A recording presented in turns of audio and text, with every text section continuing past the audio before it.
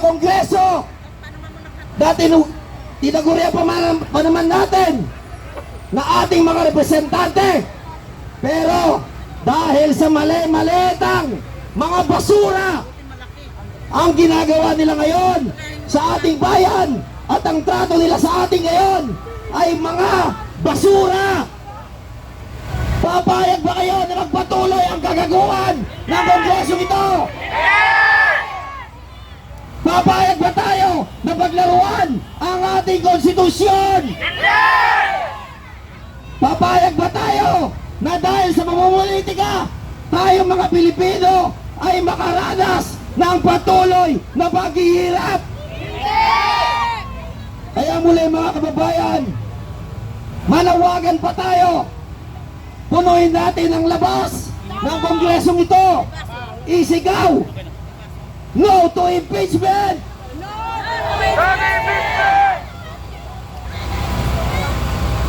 At ngayon mga kababayan, ibibigay ko naman sa aking kasama para sa pagpapatuloy ng programa ngayong araw na ito. Mabuhay ang sambayan ng Pilipino! Mabuhay! Okay, magandang hapon. Maraming salamat po kasamang Placido. At bago po ako magsalita, nais ko lang po magpasalamat sa lahat na nagkakaisa mula kay Tatay Rani. Maraming salamat po tay sa District 3 President ng PDP, Kuya Mari. And siyempre, Kapitana Pekson, Masada, Maisog, DRT at DRS. Maraming salamat. At siyempre, hindi po ito mabubuo kung wala ang ating former Congressman Mike Defensor. Maraming salamat po. At dito rin po si Kuya Bart. Ngayon, bago po magpatuloy, nais ko lamang po ulitin kanina.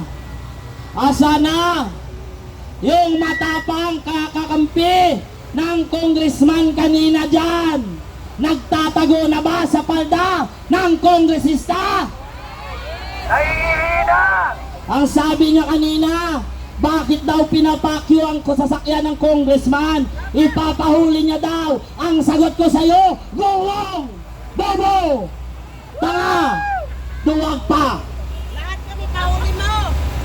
Kami tumatayo dito dahil hindi kami pabor sa nangyayaring impeachment kay Inday Sara. Dahil alam naman natin kung ano talaga ang gusto nilang mangyari. Ayaw nilang tumakbo si Sara Duterte sa 2028 dahil alam nila na pag lumaban sila kay Sara ay siguradong lampaso sila. Diretsong Enidoro ang kanilang kandidato. Kaya sa mga congressman dyan sa loob, mga putang ina ninyo, makinig kayo sa mga ordinaryong Pilipino. Ang mga ordinaryong Pilipino ang nagpapasahod sa inyo. Kaya makinig kayo. Ngayon po, pakinggan ninyo ang pahayag ng ating kasamahan na naging kasama nyo dyan sa loob. Walang iba. Okay. Kuya Park, asan ka na? Murahin mo na sila. Nagcha-charge pa! Kuya Park, it's your time. Magandang hapon! Magandang hapon! Papayag ba tayo na ma-impeach ang pangalawang presidente? Papayag ba tayo? Papayag ba kayo na ma-impeach si Marcos? At isarado ang Congress? Diyan tayo papabor pag pinasara ang House of Representatives. Dahil lahat ng ginawa ng House of Representatives, puro kabalbalan, gagago, pambababoy, nanakaw sa pera ng taong bayan. Malinaw sa amin, sa lahat ng nasa loob ng Congress, na ang impeachment na ito ay dinisenyo ng Administrasyong Bangag para pabagsakin lamang at ipagdamot sa mamayang Pilipino na mamili ng leader sa pagdating ng eleksyon. At malinaw sa amin na bayad ang lahat ng mga congressman para i-impeach ang ating presidente na si Inday Sara Duterte. Meron bang mga Muslim dito? Meron bang mga Muslim dito? Lahat ng mga Muslim dito ay nananawagan sa lahat ng congressman na mga Muslim na bumoto kayo sa inyong konsensya, hindi sa maleta. Alam ng mga Muslim na congressman ang batas ng mga Muslim na tinatawag nating Sharia law. Bawal sa Muslim ang magnanakaw. Si Adyong lang! Pag ang Muslim nagnakaw, pinuputulan ng kamay. Putulan si Adyong! Tama ba mali? Tama ba mali? Pag ang Muslim nagnakaw, pinuputulan ng kamay. Pag ang Muslim nagsinungaling, pinuputulan ng dila. Una ng dila si Adyong! Lipat muna ako doon. Lipat ako. Doon ka malakas. Ingat ka kapatid, baka dubling ka dyan, hila.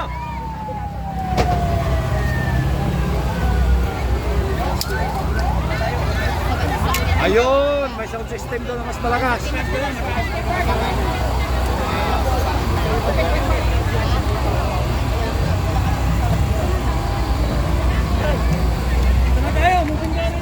Hello, hello. Check. Dito na tayo, kay Malining. Malakas ba? Malakas ba? Pero parang mas malakas ang tama ng mga congressman na buboto sa impeachment laban kay VP Sara. Kasi ba yan? Okay na? Okay na ba? Okay na ba? Uulitin lang namin ang aming panawagan. Malinaw sa mata ng publiko na ang impeachment na ginagawa na ito ay dinisenyo ng Administrasyong Marcos para ipagdamot sa mga Pilipino na mamili ng kanilang leader sa darating na halalan. At malinaw din na kaya ginawa ang impeachment na ito para pabagsakin lamang ang kalaban nila sa politiko. Kaya tayo ay merong dala-dala na iba't ibang mga tarpaulin na nakalagay dyan ang zero vote sa lahat ng congressman na buboto sa impeachment ni VP Sara Duterte. Asan na yung mga Muslim? Buhay pa ba yung mga Muslim dyan? Buhay pa ba yung mga Muslim dyan? Relive tayo, So, relive. malinaw sa atin, di ba? Yung batas ng Sharia law, pag nagnakaw ka, pinuputulan ka ng kamay. Pag nagsinungaling ka, puputulan ka ng dila. Kaya sana sa lahat ng Muslim na congressman, bumoto kayo sa inyong konsensya. Hindi sa mali-malitang binayad sa inyo ni Marcos. Kaya sa mga Muslim dyan, na pro-Marcos, mag-isip-isip kayo. Dahil alam ninyo na bawal sa Islam ang leader na adik at lutang. So kabilang dyan sa loob, ang karamihan dyan ay puro bayan.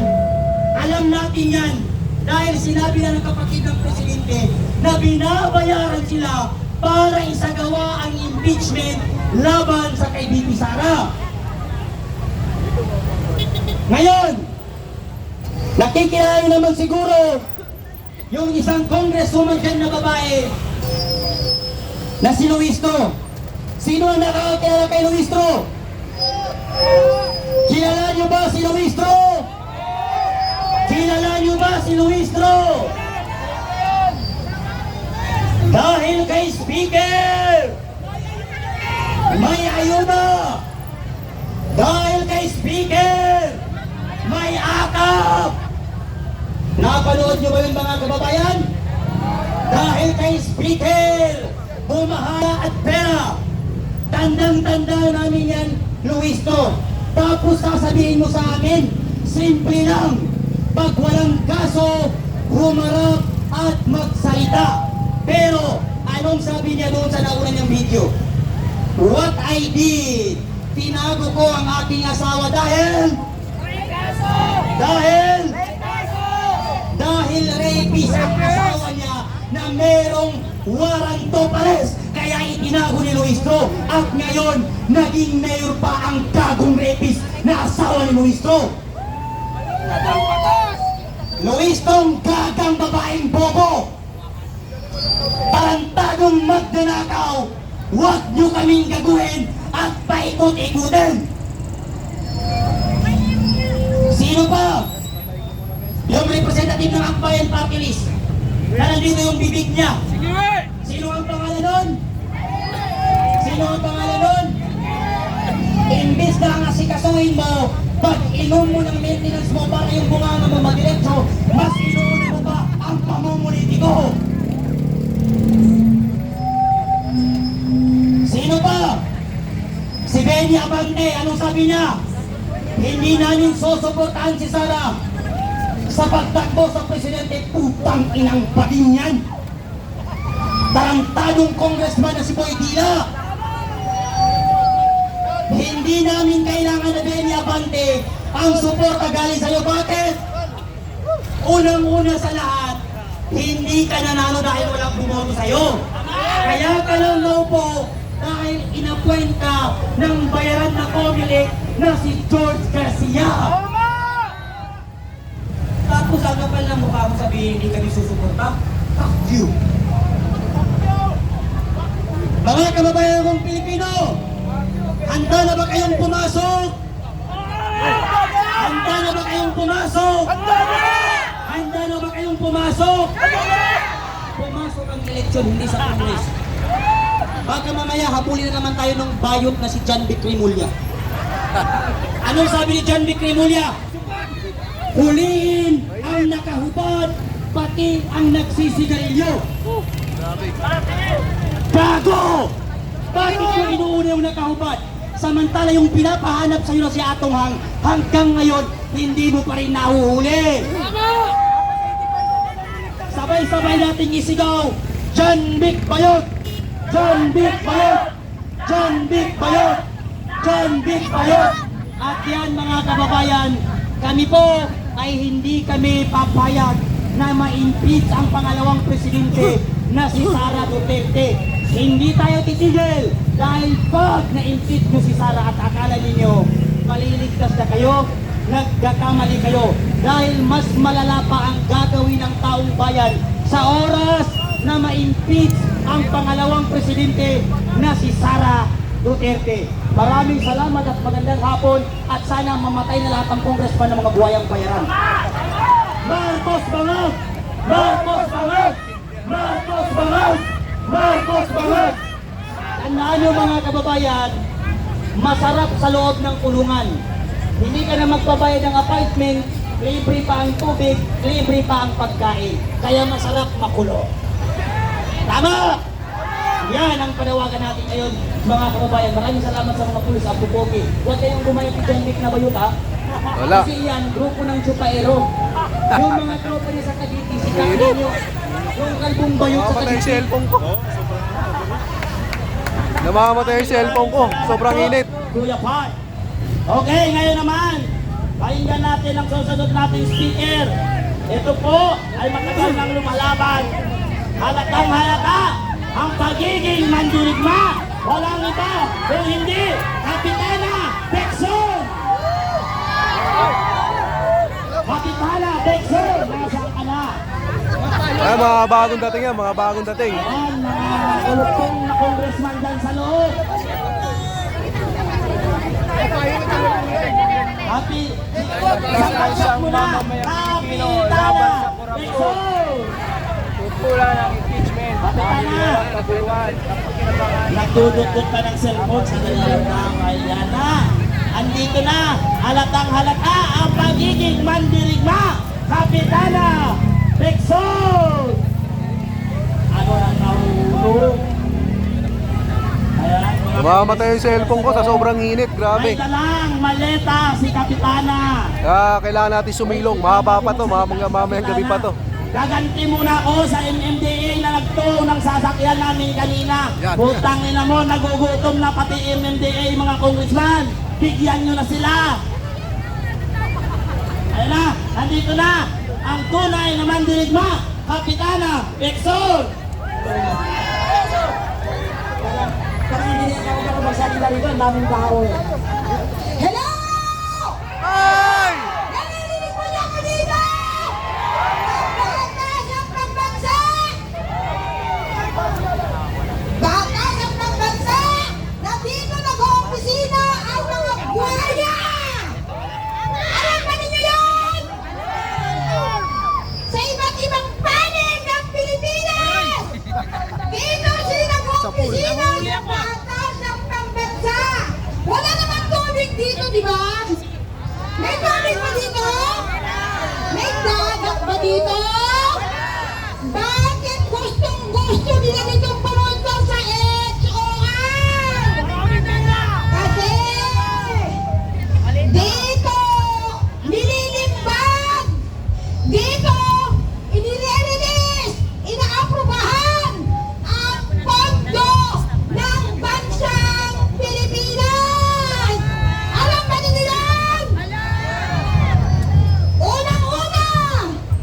Unang-una na babanggitin ko ang may sala ng lahat, ang may bahay ng ating dating Speaker Romualdez na si Yeda Romualdez na siya ang nagre-represent ng Tingog Party List.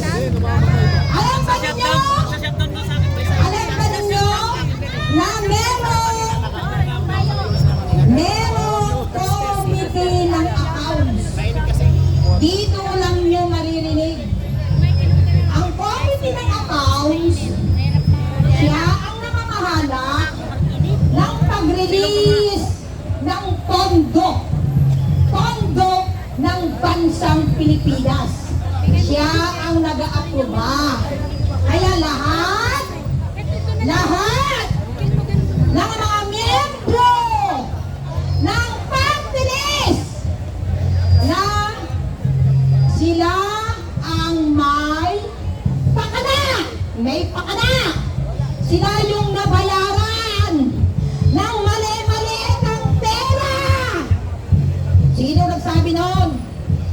Si ex-Marine Gotesa. Nakasama yung 18 na Marines na ang ating congressman Mike Defensor ay hinanapan ng kaso. Alam ba ninyo yun? Dahil siya ang naging dahilan para ibulgar ang anomalya. Ano yung anomalya? Yung pondo natin noong 2023, pondo ng 2024, pondo ng 2025. Lahat ay ninakaw na lahat. Unang-una, ano yung unang ninakaw nila? Katulad natin na mga member ng PhilHealth.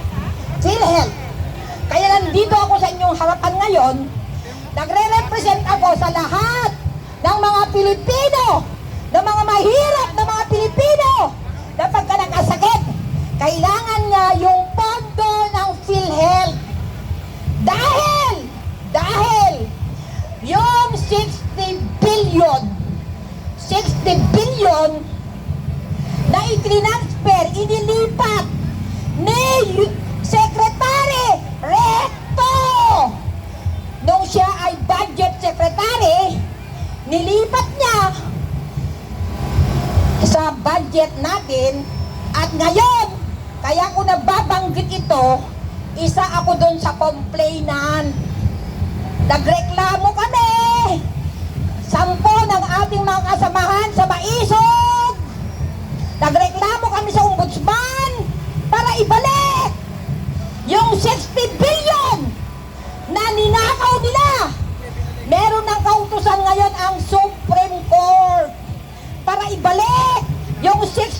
yun. Pero hindi nila kayang ibalik. So ngayon, babalik tayo doon sa pinag-uusapan natin. Bakit ngayong araw na ito ay magkakaroon ng impeachment sa ating kagalang-galang na Vice Presidente Sara Duterte? Kasi natatakot silang lahat. Natatakot silang lahat. Lalong-lalo na yung chairman ng Justice Committee dyan sa Congress na si Luisito. Natatakot sila na pag si Sara Duterte ay hindi ma-impeach, siya ang susunod nating Pangulo sa 2028. Alam naman natin lahat yon. Tama ba yan? Sang-ayon ba kayo na mawala, ma-impeach si BP Sara Duterte? So hindi tayo sasang-ayon. Kaya nandito tayo, ipaglalaban natin ang karapatan. Hindi lang karapatan ng mga senior citizen, hindi lang karapatan ng mga urban poor katulad natin na nandito sa National Government Center na kung saan pinangakuan tayo ng palupa noong 1987. Pero hanggang ngayon, sa pamamagitan ng pamumuno ni President Rodrigo Roa Duterte na kinidnap, dinala sa dahig, siya lamang ang Pangulo. Magmula noong 1987 na ipinaglaban, nagkaroon tayo ng batas, Republic Act 9207. Ano ibig sabihin nun? Lahat ng mga nakatira dito sa National Government Center, Barangay Payatas, Commonwealth, Holy Spirit, at Batasan Hills ay mababasa atin na yung lupa na ating kinatitirikan ng ating mga tahanan. Ngayon, hindi nila ba ipatupad? Bakit nila papatupad? Wala na tayong pondo. Kaya tayong lahat nandito, nagtitipon-tipon. Kailangan marinig ang boses natin.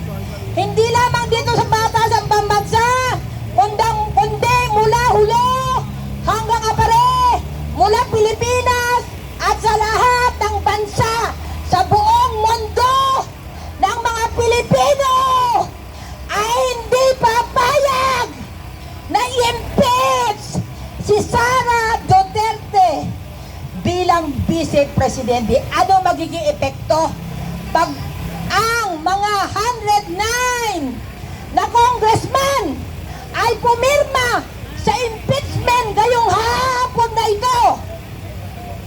Si Sara Duterte ay mai-impeach at makakarating tayo sa Senado, at hanggang sa Senado, doon tayo magrarally kung kinakailangan.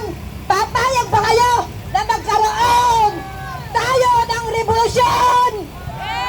Pag in-impeach si Sara Duterte, papayag ba kayo na ma-impeach si Sara Duterte? Hindi. Kaya tayong lahat magkaisa para sa laban na hindi ma-impeach ang ating Vice President Sara Duterte.